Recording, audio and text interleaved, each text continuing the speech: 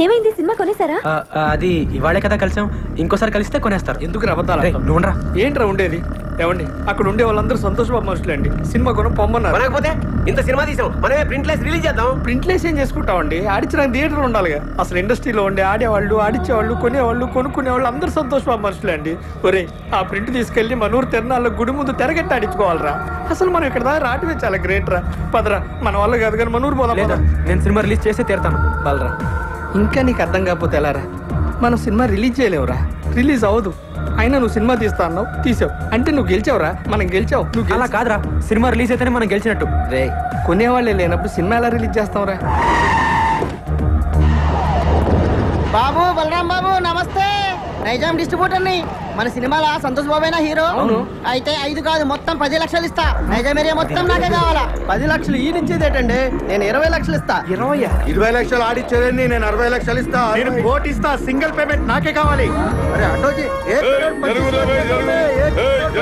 జరుగు, నేను యాదో మాట్లాడుతున్నా. 2 కోట్లు ఇస్తా. బాబు బలరాం బాబు ముందు నాకే కావాలి.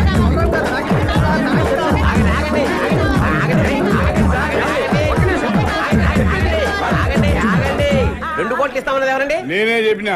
మీరు ఉండండి, మిగతా ఆగండి ఆగండి. వాళ్ళందరూ మీలో సంతోష్ బాబు అనుక్షణం సినిమా కొని లాస్ అయిన నైజాం డిస్ట్రిబ్యూటర్ ఎవరండి? ఆ దౌర్భాగ్యం నేనే బాబు. నేను మీకే ఇస్తానండి. 2 కోట్లు ఇవ్వలేను బాబు, చాలా లాస్ లో ఉన్నాను. 10 లక్షలు ఇవ్వగలను. లేదండి, మీరు 5 లక్షలు ఇస్తే చాలు. బాబు 5 లక్షలకి ఇస్తావు? వీడు మెంటల్ గారు కాదు కదా. మెంటల్ గానే వీడు బాగుపడి ఇంకోటి బాగుపడినవాడు. ఓ ఎమ్మనే నీ ముంగడ సాక్షాత్ 2 కోట్లు ఇస్తా అంటే నువ్వు 5 లక్షలకి ఇస్తా అంటున్నావు. లక్ష్యం తల్లి గల్లు గల్లు నడుచుకుంటూ వస్తుంటే నువ్వు కాళ్ళతోడు దంతున్నావు. ఇన్ని దినాలు నువ్వు పైసకు పువ్వకు ఇల్లు తిరిగి బిచ్చం ఎత్తుకున్నావు. నీకు ఇంకా సిగ్గు రాలే? ఓ ఎమ్మ నువ్వు ఆగమైపోతావు. ఇట్లయితే అన్యాయం అయిపోతావు. వీళ్ళందరూ ఆకలి ఎవరు నమ్ముకోకుండ్రి. అనుక్షణం సీరియడ్ కొన్న డిస్ట్రిబ్యూటర్ ఎవరండి? నేనే బాబు. ఎంత కొన్నారండి? 3 కోట్లు బాబు. మీకు 3 లక్షలకే ఇస్తానండి. వైజాగ్ ఎవరు కొన్నారు? నేనే కొన్నాను. ఎంత కొన్నారండి? 1 కోటి రూపాయలు. మీకు 1 లక్ష రూపాయలకే ఇస్తానండి. PP Punarao here.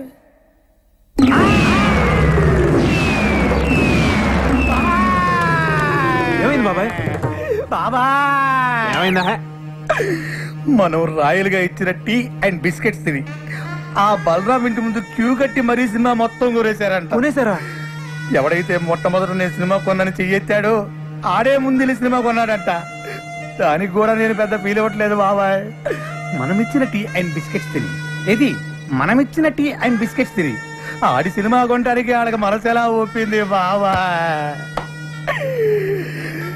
ఏపీ మొత్తం సోల్డ్ అవుట్ అంట.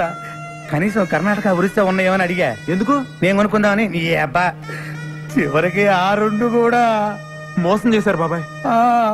కానీ బాబాయ్ ఈ ప్రపంచంలో ఎవరినైనా నమ్మొచ్చు కానీ బాబాయ్ మీ సినిమా వాళ్ళ మాత్రం వామ్మో నాయనోయ్. ఎట్టి పరిస్థితుల్లో నా సినిమా రిలీజ్ అవ్వకూడదు బాబాయ్. ఆ సినిమా రిలీజ్ అవ్వకూడదు అంటే నువ్వేం చేస్తావో నాకు తెలియదు. ఆ సినిమా రిలీజ్ అవ్వదు అవ్వనివ్వను. లాయర్ విశ్వనాథ్ ఉన్నాడా? ఎవరు సార్ మాట్లాడేది? Justice Chowdary sir. అది ఫోన్ ఇవ్వబోషకే. Hello Vishwanath here. ఎవరు? సార్ లాయర్ గారు నేనండి. పీపీ ఉన్నారా? మీతో అర్జెంట్ గా పనిపడింది సార్. ఎవరు కావాలండి? ఇక్కడ పి బలరాం ఎవరండి? మీరెవరండి? కోర్టు నుండి సమన్లు వచ్చా. అరే బలరాం ఇదేదో ఇంగ్లీష్ లో చదువు. సినిమా రిలీజ్ కాకుండా సంతోష్ బాబు కోర్టులో రిట్టేశాడు. జడ్జి గారు వస్తున్నారు, అందరూ లేచి నిలబడండి. నమస్కారం sir. Yes proceed your honour. Balaram అనే ఇతను ఆంధ్ర అమితాబైన సంతోష్ బాబుకి ఇష్టం లేకపోయినా బలవంతంగా బెదిరించి అతనికి తెలియకుండానే దొంగచాటుగా సినిమా తీశాడు. పెద్ద స్టార్ అయిన మా సంతోష్ బాబు ఇమేజ్ నష్టం కలగకుండా ఉండాలంటే అతను తెలియకుండా తీసిన ఈ చంద్ర అనే సినిమా రిలీజ్ ని వెంటనే ఆఫ్ చేయించాలి. అంతేకాకుండా మా క్లయింట్ ను మోసం చేసి మానసికంగా హింసించినందుకు ఈ బలరామ్ అనే వ్యక్తికి extortion, blackmailing, arm twisting and cheating కేసుల కింద 419, 419A, 506 అండ్ 420 సెక్షన్ల కింద 7 సంవత్సరాలు కఠిన కారాగార శిక్ష విధించాలని కోర్టు వారిని కోరుకుంటున్నాను. 2 ఏళ్ళు అనుకున్నా, 7 ఏళ్ళకు పెట్టాడు టెండర్. లాయర్ విశ్వనాథమా మజాక? మీ తరఫున వాదించడానికి లాయర్ ఎవరైనా ఉన్నారా? లేరు సార్. మీరు అనుమతిస్తే నేనే వాదించుకుంటాను సార్. You can proceed. మా ఆంధ్ర అమితాబ్ సంతోష్ బాబు గారికి అడిగితే ప్రాణాలు ఇచ్చే అభిమానులు ఉన్నారు సార్. వాళ్ళలో నేను ఒకని సార్. Same dialogue. ఫస్ట్ నుంచి ఇదే మెయింటైన్ చేస్తున్నాడు. వాళ్ళ అభియోగాన్ని పరిగణలోకి తీసుకునే ముందు ఆయన నటించిన మొదటి సినిమా ఆలోచన, 9వ సినిమా అనుక్షణం ఒక్కసారి చూడవలసిందిగా కోరుతున్నాను your honour. Objection your honour. నిందితుడు 2 సినిమాలకు నిర్మాత కాదు, దర్శకుడు కాదు. ఆ 2 సినిమాలకి ఇతనికి ఎటువంటి సంబంధం లేనప్పుడు ఆ సినిమాలు చూడాల్సిన అవసరం ఏంటి యువర్ ఆనర్? సంబంధం ఉంది యువర్ ఆనర్. నేను తీసిన చంద్రలోని హీరో, నేను చూపించబోయే 2 సినిమాల్లోని హీరో నా అభిమాన నటుడు సంతోష్ బాబే కాబట్టి సంబంధం తప్పకుండా ఉంది your honour. Objection over ruled. బాబాయ్ ఆడు జడ్జి గారికి లోపల సినిమా ఎందుకు చూపిస్తున్నట్టు? అది ఇంత ట్రాఫిక్ లో హాల్కి వెళ్ళి సినిమా చూడడం కష్టం కదా, పైగా జడ్జి గారి సినిమా చూసి చాలా రోజులు అయిందంట, అందుకనే ఇక్కడ చూపిస్తున్నా. ఓహో నువ్వు ఇంత సన్నాసుడి కాబట్టి ఆ నీకు తెలియకుండా నీతోనే సినిమా తీసాడు. అక్కడ చూడు. నేను జడ్జిమెంట్ ఇచ్చే ముందు మిస్టర్ సంతోష్ బాబు, గతంలో మీరు నటించిన ఆలోచన సినిమా చూశాను, అనుష్ఠరం సినిమా చూశాను. వాటిల్లో మీరు పెట్టుకున్న విగ్గు, మీరు పూసుకున్న మేకప్, మీ డ్రెస్, మీ నటన చాలా కృత్రిమంగా ఉన్నాయి. మీరు లేటెస్ట్ గా నటించిన చంద్ర సినిమా చూశాను. దానిలో మీ హెయిర్ స్టైల్ గానీ, మీ మేకప్ గానీ, మీ డ్రెస్ గానీ, మీ నటన గానీ అద్భుతం. ఒక సన్నివేశంలో మీ కళ్ళల్లో కనిపించిన భయం, మీ శరీరం వణికిన తీరు చూస్తుంటే మీరు నటించలేదు, నిజంగానే భయపడ్డారని ఫీలింగ్ కలిగింది. మీ నటన స్వర్గీయ ఎన్టీ రామారావు, నడిగర్ తిలకం శివాజీ గణేశన్ గారిలో కూడా మరిపించిందంటే నమ్మండి. జడ్జి గారు పూడుతున్నారా తిడుతున్నారా? ఇంతటి అద్భుతమైన నటన నభూతో నభవిష్యతి. అంతటి నటన ఒక్క మనసుతోనే కాదు, ఆత్మను కూడా మిళితం చేస్తేనే వస్తుంది. ఇంతటి అద్భుతమైన నటన ఒక వ్యక్తిని బెదిరించో, భయపెట్టో, బలవంతం చేసో చేయించారంటే నమ్మశక్యంగా లేదు. కాబట్టి మీరు బలరాంపై మోపిన ఈ అభియోగాన్ని కోర్టు కొట్టివేస్తున్నది.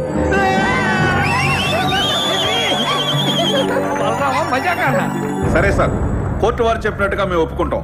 అయితే సంతోష్ బాబు ఒక్క సినిమాకి 3 కోట్ల రెమ్యునరేషన్ తీసుకుంటాడు. ఆయన అనుక్షణ సినిమాకు తీసుకున్న 3 కోట్ల తాలూకా అగ్రిమెంట్లు, income tax returns, TDS certificates. Chandra అనే సినిమాలో సంతోష్ బాబు నటించాడని కోర్టు వారే చెప్పారు. కానీ ఆయనకి పారితోషికంగా ఇంతవరకు ఒక నయా పైస కూడా రాలేదు. న్యాయంగా ఆయనకు రావాల్సిన 3 కోట్ల రెమ్యునరేషన్ కోర్టు వారిని ఇప్పించమని కోరుకుంటున్నాను. అది బాబాయ్ కొట్టాడు దెబ్బ, ఇంకా సినిమా రిలీజ్ అవ్వదు. 3 కోట్ల ఎక్కడి నుంచి తెస్తాడు?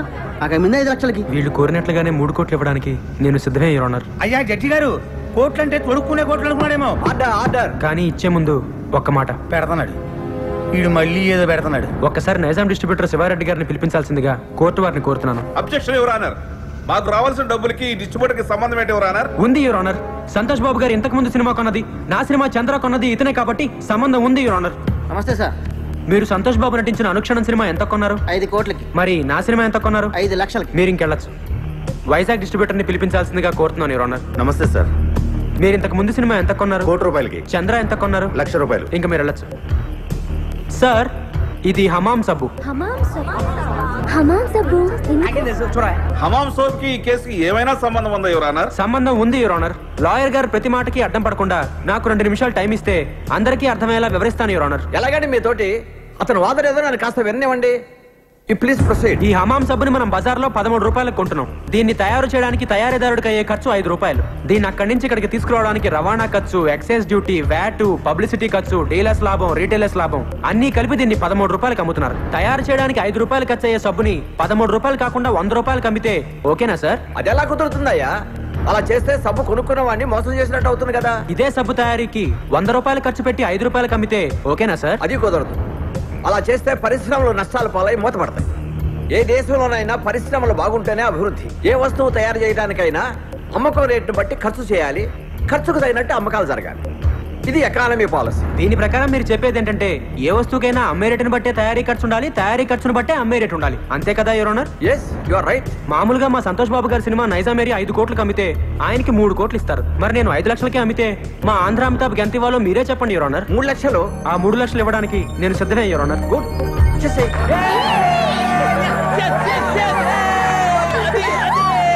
అదిగో జడ్జిగా చెప్పారు, ఇదిగో 3 lakhs. నీ బోర్డు డబ్బులు ఎవరికి కావాలి? అరే తీసుకోరా బాబు, లక్ష్మీదేవిని వద్దనకూడదు. కనీసం కోర్టు ఖర్చులకైనా వచ్చేస్తుంటది. నా వల్లే నా అభిమానుడు కోర్టుకు రావాల్సి వచ్చింది యువర్ ఆనర్. అందుకని ఆయన కోర్టు ఖర్చులు కూడా నేనే భరిస్తాను. ఆయన చల్లగా ఉండాలి యువర్ ఆనర్. బాగా చెప్పారు బలరాం. ఇక్కడ సంతకం పెట్టి డబ్బులు తీసుకోండి. ఇంట్రెస్ట్ సంతకం పెట్టేది.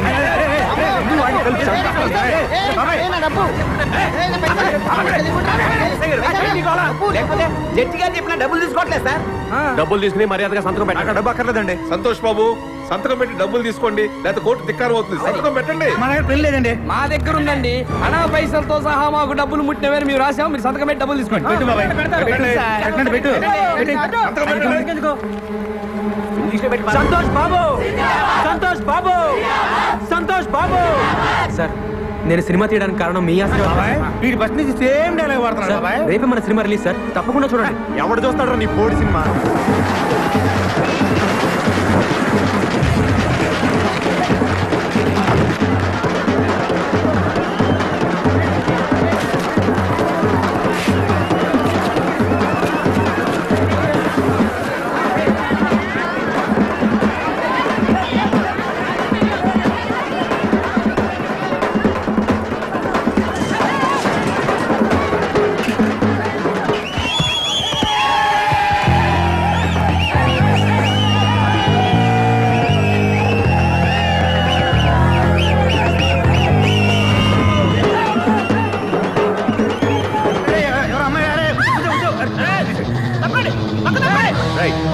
ప్రేమన్నారు, పెళ్ళన్నారు, పుట్టబోయే బిడ్డకి పేరు కూడా పెట్టారు కదండి. బాబాయ్ నేను కూడా ఉన్నాను బాబాయ్. బాబా సూపర్ బాబాయ్. ఎరగదీసాడు. ఊరుకో, నాకు అసలు ఇక్కడ కాకుంటాను చూసినట్టు గుర్తులేదు. అంతేలే గుర్తుండదు. ఎంతమంది గుర్తుపెట్టుకుంటారు నువ్వు మాత్రం. వెళ్ళి కార్లో కూర్చో.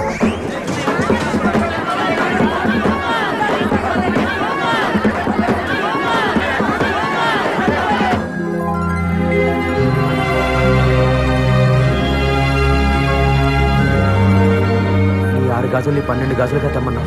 నేను 120 గాజులు తెచ్చానమ్మా. గాజులు ఎవరికి కావాలరా? గాజులు నా బిడ్డ సాధించాడు. సినిమా అదిరిపోయిందా?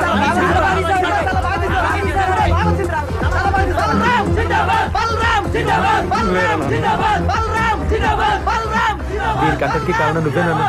మీ ఆశీర్వాదం లేకపోతే నేను సాధించేవాడినే కాదు. అమ్మా నువ్వు ఇంక రిక్షా పక్కదనన్నా, నేను తొక్కుతాను. రామ్మా.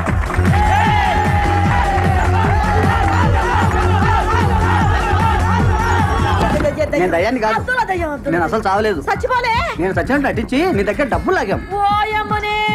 ఇదిగో నీ డబ్బు, ఇదిగో దానికి వడ్డీ. ఎన్ని పైసలు తీసుకున్నారో వడ్డీ మీకు అంతే ఇచ్చేది.